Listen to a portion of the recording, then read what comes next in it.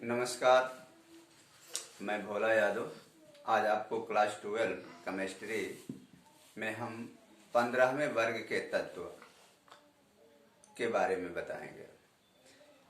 आप जानते हैं कि 13वें 14वें वर्ग भी पी ब्लॉक का वर्ग है, लेकिन इनको क्लास 11th के सिलेबस में है और 11th में बताया जा चुका है। हमारा जो पी ब्लॉक का जो है 15वें वर्ग से हम अध्ययन शुरू करते हैं, ठीक है ना। तो 15वें वर्ग के एलिमेंट जो होते हैं, यह पहला होता है नाइट्रोजन, दूसरा फास्फोरस, तीसरा जो होता है आर्सेनिक AS, एंटीमनी SB और BI बिस्मथ। ये 15वें वर्ग के एलिमेंट हैं। वर्ग का निर्धारण हम इस तरह से करते हैं बच्चे, जैसे नाइट्रोजन का 7 होता है तो 1s2 2s2 2p3 हो गया। तो इसमें करते क्या है, पी ब्लॉक में 3 है तो 3 + 10 ऐड कर देंगे। 3 प्लस 2 3 2 5 5 प्लस ये बराबर हो जाएगा 15, ठीक है ना। 15वें वर्ग का एलिमेंट ये हो जाता है, ठीक है ना। इस तरह से हम वर्ग का निर्धारण करते हैं। अब एक चीज है, ये वर्ग है, ठीक है। वर्ग 15 के एलिमेंट हैं। ये जो है कुछ तत्व जो है इसके, जैसे नाइट्रोजन फास्फोरस, ये जीव जंतुओं के हड्डियों में पाए जाते हैं। जीव जंतुओं के हड्डियों में पाए जाते हैं यौगिक के रूप में, ठीक है। इसके बाद से जो नीचे वाले तत्व हैं एंटीमनी और SB जो है, यह जो है वातावरण में पत्थरों में पाए जाते हैं, ठीक है ना। तो इस तरह से मुख्य रूप से हमें नाइट्रोजन और फास्फोरस जो है जीव जंतुओं के हड्डियों में पाए जाते हैं। यह भोजन के मूल यौगिक होते हैं और यह चट्टानों में कैल्शियम फास्फेट के रूप में, ठीक है, कैल्शियम नाइट्रेट के रूप में यह जो है पाया जाता है। देखिए, जब हम वर्ग में ऊपर से नीचे की तरफ चलते हैं, ठीक ना, तो ये दो जो तत्व होते हैं यानी नाइट्रोजन और फास्फोरस, यह उपधातु होते हैं, उपधातु। इसके बाद से आर्सेनिक और एंटीमनी जो होती हैं, यह अधातु होते हैं, यह उपधातु होते हैं, और बिस्मथ जो होता है धातु होता है। मतलब यह है कि जब हम 15वें वर्ग में ऊपर से नीचे की तरफ चलते हैं तो अधातु से परमाणु क्रमांक बढ़ता जाता है और अधातु से उपधातु और उपधातु से अंत में धातु में परिवर्तित हो जाते हैं, ठीक है ना। तो इस तरह से ये जो है हमारे शरीर में कैल्शियम कार्बोनेट के रूप में हड्डियों का निर्माण करते हैं। ये तमाम चीजें प्रोटीन, न्यूक्लियो प्रोटीन के भी निर्माण में ये भाग लेते हैं। तो यह जो होता है, जब इनका इलेक्ट्रॉनिक विन्यास हम निकालते हैं तो ये सभी जो है NS2 और NP3, ठीक है, वर्ग, इसीलिए इनको पी ब्लॉक यानी कहा जाता है कि जब वे तत्व जिनका अंतिम इलेक्ट्रॉन अगर पी ब्लॉक में भरता है तो उन्हें पी ब्लॉक के एलिमेंट कहते हैं। तो ये भी पी ब्लॉक के हैं, तो यह पी ब्लॉक का एलिमेंट है, ठीक है।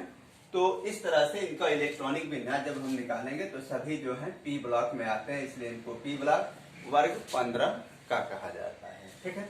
अब एक चीज और बताएंगे, नाइट्रोजन का जो परमाणुवीय आकार होता है ये सबसे छोटा होता है। परमाणु त्रिज्या जो होती है आकार में बहुत छोटा होता है, ठीक है। इसके बाद से पी का इससे बड़ा, इससे बड़ा, इससे बड़ा, मतलब वर्ग में ऊपर से नीचे जाने पर परमाणु त्रिज्या जो है इसकी क्या होती है, बढ़ती है। परमाणु त्रिज्या बढ़ती है। और इसके बाद से हम बताएंगे आपको कि इनकी, ठीक है ना, संयोजकता जो होती है भिन्न भिन्न होती है, ठीक है, संयोजकता भिन्न भिन्न होता है। यानी इनकी संयुक्ता जो है -3 से +5 तक होती है। मतलब -3, -2, +3, +4, +5 तक होता है। लेकिन नाइट्रोजन जो होता है, नाइट्रोजन की संयोजकता जो होती है वो -3 ही होती है, क्योंकि इसका 1s2 यानी 7 होता है, तो 1s2, 2s2, 2p3, ठीक ना। तो यह जो है, यही जो है रासायनिक क्रिया में 3 ही भाग लेता है, इसलिए इसकी संयोजकता जो है 3 होती है, अस्थायी होती है। लेकिन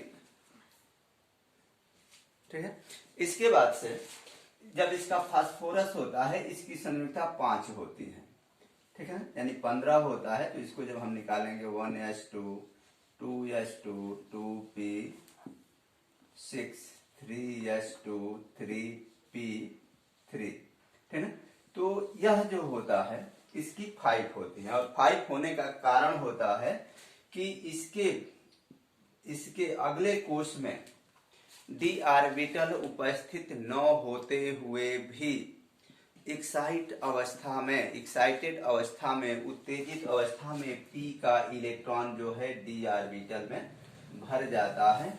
इसलिए इसकी वैलेंसी संयोजकता जो है क्या होती है, बढ़ती है, यानी यह 5 तक, यानी इसीलिए जो है, और यह जो बढ़ती है यह सिर्फ हाइड्रोजन के प्रति, यानी क्लोरीन, ब्रोमीन और आयोडीन के प्रति होती है, बढ़ती है, ठीक है। ये जो है इसका, अब इसको अगर हम विस्तार से बताएं बच्चे, तो इस तरह से होता है। इसका सामान्य अवस्था हो गई, देखिए ये, इसको विस्तार से बताने का मतलब जो हम sp2 हाइब्रिडेशन बताए हैं, sp3 हाइब्रिडेशन, उस चीज को आप उस वीडियो को देखिए, नहीं तो पूरे बताएंगे तो समय हमारा यहीं पर इन्वॉल्व हो जाएगा। 3s में ये, और ये 3p में 3 जो कक्षक होते हैं, तो इसमें 3 इलेक्ट्रॉन है, एक एक फिलअप हो जाता है, ठीक है। जब उत्तेजित अवस्था आती है तो s का एक इलेक्ट्रॉन p में न भर करके, ठीक है, d कक्षक में जाकर के फिलअप हो जाता है, d में भर जाता है। तो देखिए 1, 2, 3, 4, 5, और यह 5 जो है 5 क्लोरीन के साथ संयोग करके ये बनाते हैं PCl5, ठीक है, PCl5, फास्फोरस पेंटाक्लोराइड, ठीक है ना। तो इस तरह से इसकी जो है संयोजकता जो है भिन्न भिन्न होती है, लेकिन नाइट्रोजन की संयोजकता सदैव -3 बनी रहती है, ये ध्यान देने की बात है, ठीक है। तो ये बनी रहती है PCl5 पर। इसके अम्लीय जो गुण होते हैं देखेंगे आप लोग, जब ये, अब रिएक्शन क्रिया की बात हम बताएंगे।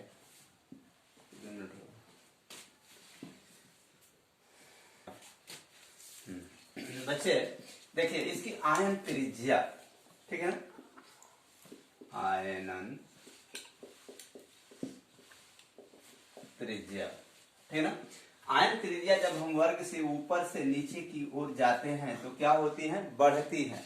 बढ़ती इसलिए है बच्चे कि इनका परमाणु क्रमांक बढ़ेगा, और परमाणु क्रमांक बढ़ेगा तो नाभिक के चारों तरफ इलेक्ट्रॉन की जो इलेक्ट्रॉन मेघ है, घन है, वो बढ़ेगा, और बढ़ने के कारण इसकी देखिए, अब इसकी त्रिज्या कम होगी, इसकी अपेक्षा इसकी त्रिज्या अधिक होगी, इसकी अपेक्षा इसकी त्रिज्या, और इसकी अपेक्षा इसकी त्रिज्या बढ़ रही है ना, तो बढ़ रही है। और क्यों बढ़ रही है अब आपको बताएं।